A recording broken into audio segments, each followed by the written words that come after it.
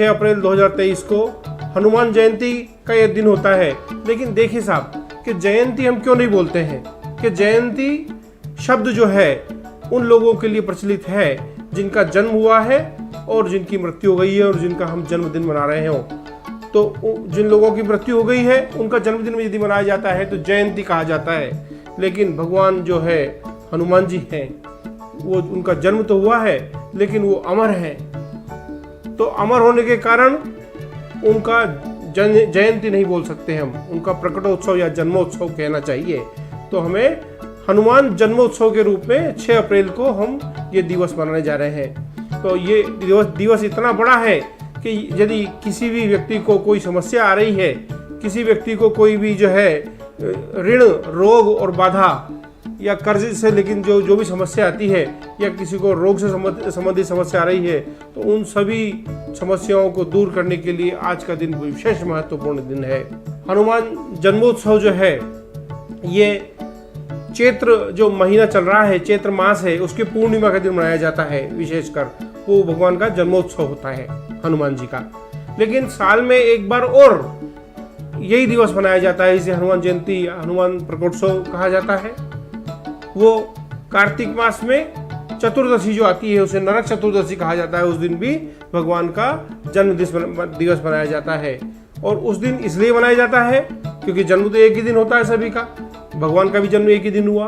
तो चैत्र मास की जो पूर्णिमा है उस दिन भगवान का जन्म हुआ है, इसलिए जन्मोत्सव मनाया जाता है।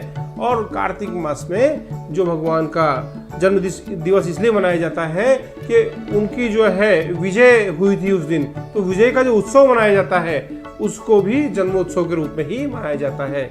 इसलिए 2 बार साल में मनाई जाती है ये हनुमान जयंती या हनुमान प्रकटोत्सव। अब देखिए साहब कि हनुमान जी ऐसे देवता हुए हैं कि जिनकी बल और बुद्धि का लोहा त्रिदेव ब्रह्मा, विष्णु और महेश तीनों ने माना है। भगवान श्री राम का अवतार इस जमीन पर, इस धरती पर इसलिए हुआ था कि अधर्म पर धर्म की विजय लानी है। राक्षसों द्वारा जो नरसंहार किया जा रहा है, धर्म को जो है नुकसान पहुंचाया जा रहा है, साधु महात्माओं को उनका संहार करके उन पर जो है राक्षस जो है अधर्म किया करते हैं, उनको खत्म करने के लिए भगवान श्री राम का जन्म हुआ था। तो भगवान श्री राम ने पूरे जीवन में उनका पूरा जो जीवन है इसी में निकाल दिया कि धर्म की विजय हो और अधर्म का नाश हो। लेकिन उनको भी भगवान हनुमान जी की जो है जरूरत पड़ी थी, और भगवान हनुमान जी की मदद के बिना वो रावण को जीत नहीं पाए थे। क्योंकि देखिए एक कहानी सबको पता है कि जब वो रावण और श्री राम जी का युद्ध चल रहा था, तो रावण के पुत्र मेघनाथ ने ऐसी बरसी चलाई कि जो लक्ष्मण जी थे, श्री राम जी के छोटे भाई, उनको वो बरसी लगी, उनको वो बाण लगा और वो मूर्छित होकर गिर गए और बिल्कुल जो है वो मृत्यु के निकट ही थे। तो हनुमान जी ने भगवान से कहा, भगवान जब बहुत व्यथित थे श्री राम जी, तो भगवान से हनुमान जी ने कहा कि भगवान जो है मैं वेद को लेके आता हूँ। और इतनी जो है असुरक्षा में वो श्रीलंका में गए और वहां से वेद को उठा के लाए और वेद को भी जैसे तैसे मनाया, उसको जो है वीरता के अनुसार बातों में बहला फुसला कर उसको मनाया और उसका जो है भगवान का उपचार करने के लिए उसको राजी किया, लक्ष्मण जी का उपचार करने के लिए। तो उन्होंने कहा कि संजीवनी बूटी लानी पड़ेगी। तो संजीवनी बूटी लेने के लिए रातों रात, अब देखिए कि जो है रामेश्वरम, जो दक्षिण भारत का सबसे आखिरी कोना है हिंदुस्तान का, वहां से हनुमान जी रवाना हुए जो हिमालय जाना था उत्तर भारत में। उत्तर भारत कहाँ गया ये हिमालय, कहाँ गया? नेपाल के पास में। तो पूरा भारत को जो है लांघ कर जाना, तो रात में ही जाना और सुबह तक वापस आना, सूर्य उगे उसके पहले पहले। तो भगवान हनुमान जी का ही ऐसा जो है प्रताप था, जो वो रात को गए और सुबह सूर्य की पहली किरण आने के पहले वो उस पर्वत को ही उठा लाए। तो ऐसे बल बुद्धि के देवता थे वो। हनुमान जी। तो जो भगवान श्री राम जो है वो भी अपूर्ण थे हनुमान जी के बिना। तो त्रिदेव ने भी उनके जो है वीरता का लोहा माना था। अब देखिए ये तो कहानी हुई, लेकिन अब हमको क्या करना चाहिए कि हमारा जो है हमारे घर में सुख समृद्धि आए। तो 6 अप्रैल का जो दिन है हनुमान प्रकटोत्सव का दिन है, उसमें उस दिन हमें क्या करना चाहिए कि भगवान की कृपा हमारे ऊपर भी हो। तो देखिए सबसे पहले हमें सुबह ब्रह्म मुहूर्त में उठकर नित्यादि कर्मों से निवृत्त होकर सुबह हनुमान जी के मंदिर, जो प्रतिष्ठित हनुमान जी का मंदिर है, वहां जाना चाहिए और एक नारियल, 4 अगरबत्ती और एक दिया, थोड़ा चमेली का तेल और काले तिल साथ में लेकर जाए और सुबह वहां पहुंचकर भगवान और थोड़ी सिंदूर और जो है लंगोट, उनकी जो लंगोट होता है, ये अपना भगवा वस्त्र होता है, उसकी लंगोट लेकर हनुमान जी के मंदिर पहुंच जाए। सबसे पहले हनुमान जी को एक जो है चमेली के तेल, जो उनको बहुत प्रिय है चमेली का तेल, उसकी सुगंध से ही वो प्रसन्न हो जाते हैं, तो चमेली का तेल का दिया जलाना चाहिए और उसमें काले तिल डाल देने चाहिए। और उसके बाद हनुमान जी भगवान को जो है सिंदूर से पहले जो है चमेली का तेल ही उनके ऊपर लगाएं, उनकी मूर्ति के ऊपर, और फिर सिंदूर से जो है उनका पूरा चोला चढ़ाना चाहिए। चोला चढ़ाने के बाद उनके जो है आसपास की साफ सफाई पूरी कर दें। उसके बाद जो है भगवान को चिरौंजी, चना एवं जो है मिठाई होती है, पेड़ा जिसको कहते हैं मावे का, उसको मिलाकर और सभी का भोग लगाना चाहिए। उसके बाद 4 अगरबत्ती लें, उसको जलाएं और हनुमान जी को 4 बार ऐसे आसपास घुमाकर उनकी आरती करें। और उसके बाद जो है एक नारियल पर सिंदूर से ही स्वस्तिक बना दें और वो भगवान के चरणों में अर्पित कर दें और अपनी मनोकामना जरूर बोलें। तो इससे भगवान जरूर बहुत प्रसन्न होते हैं और हमारी मनोकामनाएं पूर्ण होती है। हनुमान चालीसा का पाठ हमें जरूर करना चाहिए। तो देखिए जरूरी नहीं है हनुमान चालीसा ही करें, हनुमान चालीसा, बजरंग बाण, सुंदरकांड, रामचरितमानस या रामायण, किसी भी जो है शास्त्र को उनको पढ़ के सुनाना चाहिए। अब इसका क्या महत्व है, ये शास्त्र पढ़ के क्यों सुनाते हैं, इसकी एक बात और मैं आपको बता देता हूँ कि भगवान हनुमान जी जो है उनको उनकी शक्तियां याद दिलानी पड़ती है, क्योंकि उनमें जो शक्तियां हैं, अपार शक्तियां हैं, वो बार बार भूल जाते हैं, तो उनको शक्तियां याद दिलानी पड़ती है। तो हनुमान चालीसा जैसा वो छोटा सा ग्रंथ है, उसको उनको कम से कम जो है 1 बार, 5 बार या 11 बार या 101 बार सुनानी चाहिए। क्योंकि देखो हनुमान चालीसा का यदि पाठ आपने कभी किया हो तो हनुमान चालीसा में लिखा है, जो 100 बार पाठ कर कोई, छूट ही बंदी महासुख होई। मतलब हनुमान चालीसा का 100 बार यदि आपने पाठ कर लिया कभी भी, तो कैसी भी मुसीबत हो जीवन की, वो सब दूर हो जाती है और हमें सुख समृद्धि की प्राप्ति होती है। तो सुंदरकांड जब होता है तो हनुमान जी जरूर उनकी एक दृष्टि उस तरफ डालते हैं। तो देखिए कि सुंदरकांड में आप जरूर जाइए उस दिन, सब मंदिरों में सुंदरकांड होगा, रामचरितमानस पढ़ी जाएगी, तो जरूर मंदिर में जाइए और वहां जाकर थोड़ी देर सुनिए। तो हनुमान जी की दृष्टि भी यदि उस तरफ पड़ गई तो सभी का कल्याण हो जाता है, जो भी वहां लोग बैठे हैं उसका कल्याण हो जाता है। कि सबसे पहले यदि आपको, जैसे मान लीजिए कोई परिवार है वो कर्जे से पीड़ित है, या कोई व्यक्ति है साधारण और वो कर्जे से पीड़ित है, तो कर्ज से यदि पीड़ित है तो सबसे पहले हनुमान जी के मंदिर जब जाएं तो और चमेली के तेल का दिया लगाएं। तो तिकोना दिया यदि हो तो वो अति महत्वपूर्ण है, तिकोना दिया होना चाहिए, और उसमें चमेली का तेल भर दें, दिया जला दें और उसमें जो है थोड़ी सी एक मुट्ठी मसूर की दाल हाथ में रखें और मसूर की दाल को अपने ऊपर उसार कर हनुमान जी के चरणों में जो है रख कर आ जाए और अपनी प्रार्थना करें कि भगवान मेरे ऊपर जो कर्ज हो गया है वो दूर हो जाए, तो उससे जल्दी से जल्दी हमारा कर्ज दूर हो जाएगा। यदि घर में रोग रहते हैं और बार बार रोग उतर ही नहीं रहा है, रोग किसी कभी एक सदस्य को होता है परिवार की, कभी दूसरे को हो जाता है, फिर तीसरे को हो जाता है, या एक ही व्यक्ति को बार बार छोटे छोटे रोग होते हैं या लंबा रोग हो गया है, तो ये एक अति महत्वपूर्ण टोटका में एक और बता देता हूँ आपको कि आपको उड़द लेना है, काले उड़द 1 मुट्ठी, और काले उड़द को 1 मुट्ठी लेकर जो है काले कपड़े में रख देना है और उसमें 2 बूंद सरसों का तेल डालना है और पूरा उसको मिलाना है और फिर जो है काले कपड़े की पोटली बना लेनी है।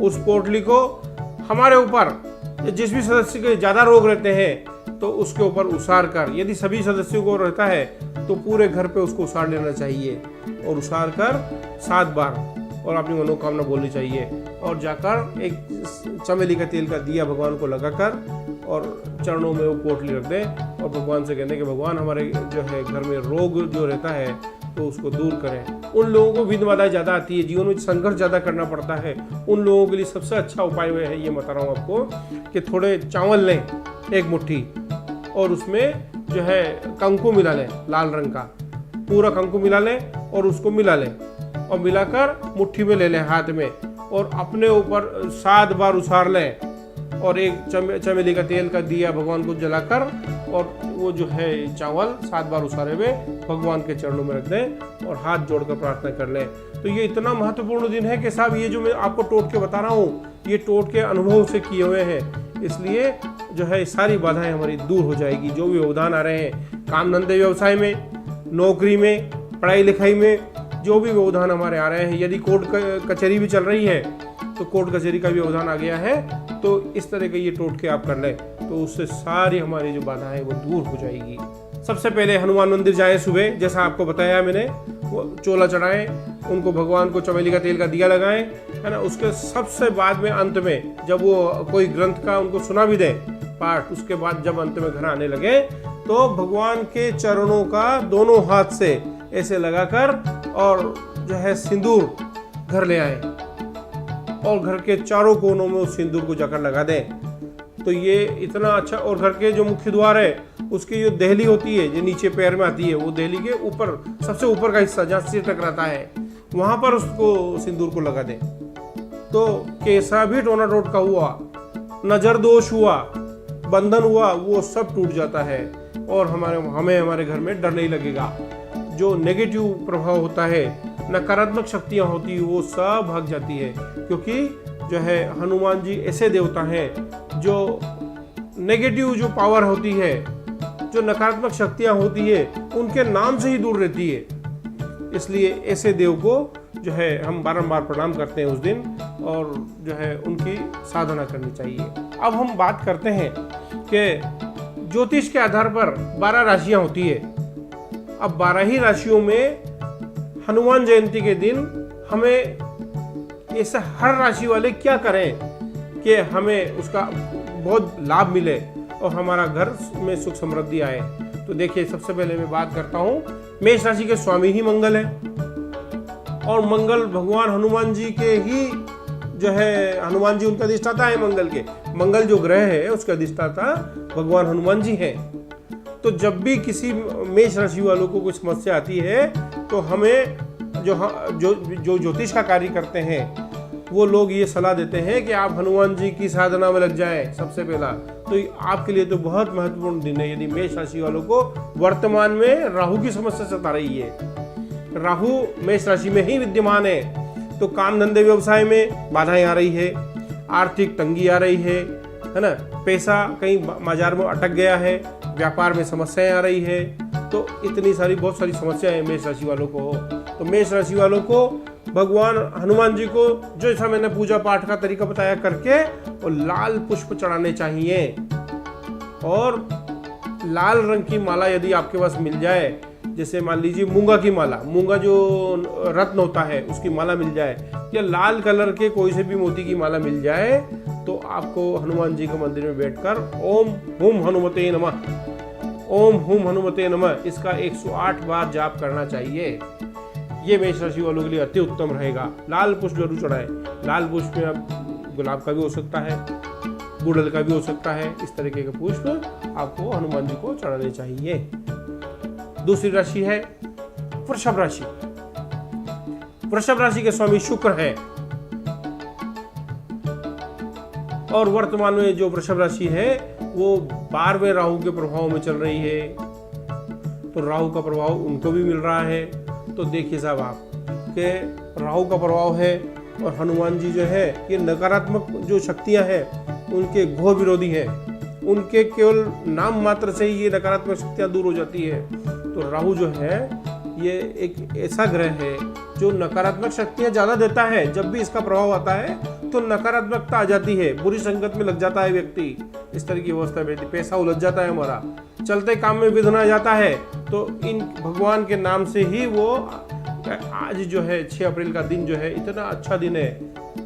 6 अप्रैल को जो हनुमान प्रकटोत्सव है वो इतना अच्छा दिन है कि भगवान की साधना कैसे की जाए कि सबसे पहले वृषभ राशि वाले पूरी पूजा करने के बाद जो आपने चमेली का तेल का दिया लगाया है उसी के पास में एक दिया घी का भी लगा दे और वहीं बैठकर सफेद मोती की माला से ओम ओम हनुमते नमः का जाप 108 बार करें। इससे वृषभ राशि वालों को घर में सुख समृद्धि आएगी और काम धंधा व्यवसाय ऋण रोग बाधा की जो समस्या है सब दूर होगी।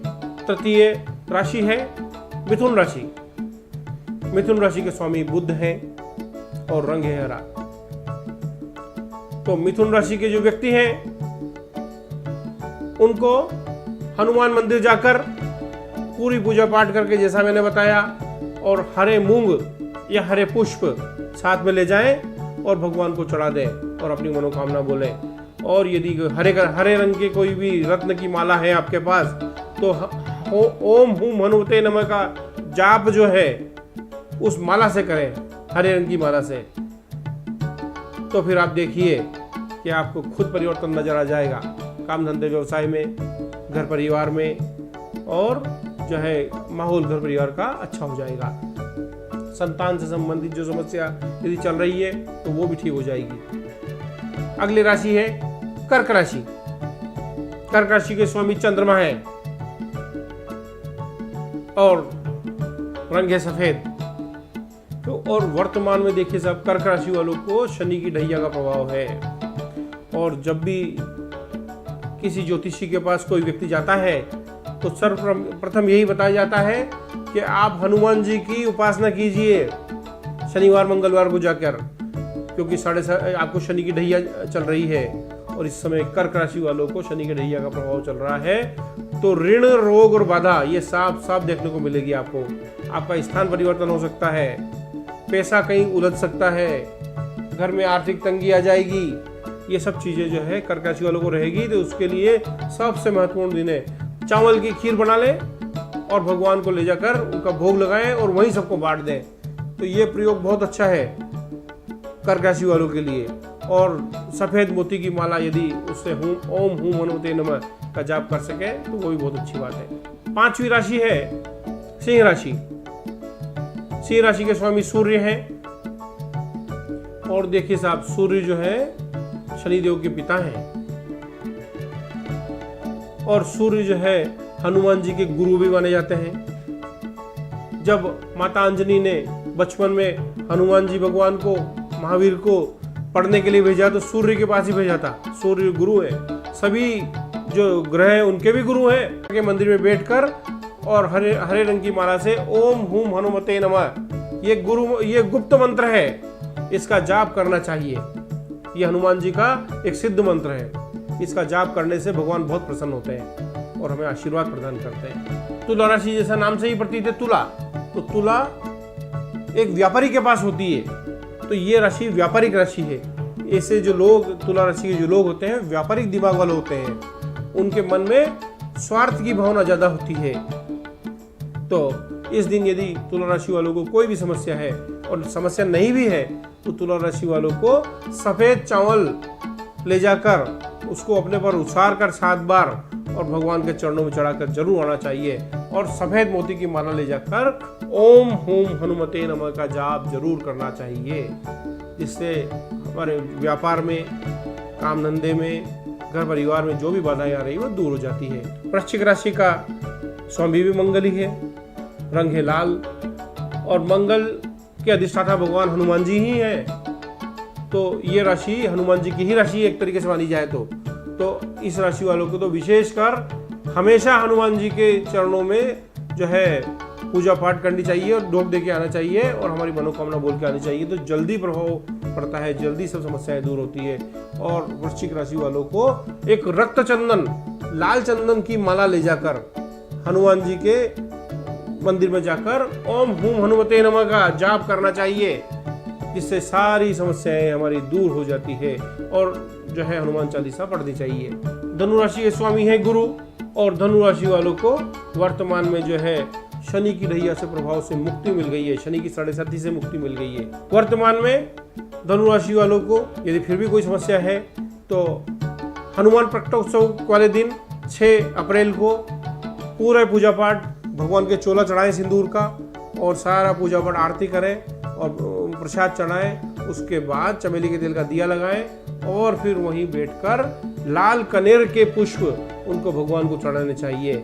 और एक पुखराज की माला यदि और या पीली हल्दी की माला यदि मिल जाए तो वहीं बैठकर ओम हुम हनुमते नमः का जाप जरूर करना चाहिए, क्योंकि ये जो सभी राशि वालों को ओम हुम हनुमते का जाप तो करना ही चाहिए, लेकिन अलग अलग तरीके से, जैसा मैं बता रहा हूँ, अलग अलग तरह की माला से करेंगे तो उतना उसका अच्छा प्रभाव प्राप्त होगा। क्योंकि ओम हुम हनुमते नमः जो ये गुप्त मंत्र है और हनुमान जी का बहुत पसंदीदा मंत्र है और सिद्ध किया हुआ है, इसलिए उसका बहुत प्रभाव पड़ता है। अगली राशि है मकर राशि। देखिए साहब, मकर राशि वालों को पिछले 5 साल हो गए हैं और शनि की 7.5 का प्रभाव है। उनको शारीरिक कष्ट सबसे ज्यादा हुआ है, मान सम्मान में कमी सबसे ज्यादा हुई है। शनि की 7.5 में हनुमान जी की उपासना ही फलती है। एक पोटली में, जैसे मैंने बताया था आपको कि काले कपड़े की एक पोटली में उड़द, एक जो मुट्ठी उड़द रख लें, उसमें सरसों का तेल डाल लें 2 बूंद, मिलाकर अपने ऊपर 7 बार उछाल कर जो है भगवान के चरणों में, हनुमान जी के चरणों में, अंत में पूजा पाठ पूरी करके अंत में चरणों में चढ़ा दे और अपनी मनोकामना बोल के घर आ जाना चाहिए, जिससे आप खुद देखेंगे कि शारीरिक कष्ट भी दूर होंगे, मान सम्मान में भी वृद्धि होगी और काम धंधे व्यवसाय भी चल पड़ेगा। अगली राशि है कुंभ राशि। कुंभ राशि में इस समय शनि विद्यमान है, जो अगले 1.5 साल तक रहेंगे। पिछला 1 साल हो चुका है, तो ये लंबा समय है। और शनि जो है कुंभ राशि वालों को 7.5 का सबसे पीक पीरियड चल रहा है, जिसमें सबसे ज्यादा उनको काम धंधे व्यवसाय में समस्या आ रही है और शारीरिक समस्या भी आ सकती है। तो काम धंधे में समस्या आ रही है, उसके लिए जो है कुंभ राशि वालों को एक नारियल ले जाएं सबसे अंत में, और नारियल बस स्वस्तिक बना दे सिंदूर से, और स्वस्तिक बनाकर हनुमान जी के चरणों में चढ़ा के आना चाहिए और अपनी मनोकामना बोलना चाहिए। और यदि नीलम जो एक नग होता है, नीलम के जो है एक रत्न होता है, उसकी माला यदि मिल जाए, या काला गोमेद इसकी माला मिल जाए, तो वहीं बैठकर उस माला से ओम हुम हनुमते नमः का जाप जरूर करना चाहिए। अगली राशि है मीन राशि। मीन राशि में वर्तमान में शनि की 7.5 की पहली ढैया शुरू हो गई है। 6 से 8 महीने हो गए हैं, तो उनको भी समस्या तो आ ही रही है। आर्थिक जो है खेचतान बहुत हो रही है, जिससे उनको चिंता आ रही है दिमाग में, और आगे के लिए भय पैदा हो रहा है कि आगे भविष्य हमारा कैसा रहेगा। तो देखिए ग्रह योग है, ग्रह योग तो जितना जैसे ग्रह आए हैं समस्या आई है तो वैसे चली भी जाएगी। इस समय का परिवर्तन है, इसलिए घबराने की जरूरत नहीं है। लेकिन फिर भी जो है मीन राशि वालों को कोई ज्यादा समस्या रहती है तो हनुमान जी के मंदिर में जाएं और एक हल्दी की गांठ लें 6 तारीख को, जो हनुमान जी जो प्रकटोत्सव आ रहा है उस दिन, तो एक हल्दी की गांठ लें, उसको अपने ऊपर 7 बार उछालें और 7 बार उछाल कर अपनी मनोकामना बोलकर भगवान के चरणों में रखकर आ जाएं। तो ये जो है मीन राशि वालों के लिए मैंने प्रयोग बताया, उससे घर में सुख समृद्धि आएगी, आर्थिक संकट भी दूर होगा। तो ये 12 राशियों का जो भविष्य फल है वो, और हनुमान जयंती के दिन उन्हें क्या करना चाहिए संकटों से दूर रहने के लिए, और हनुमान जयंती का जो महत्व है मैंने बताया। इसी के साथ जय श्री कृष्ण।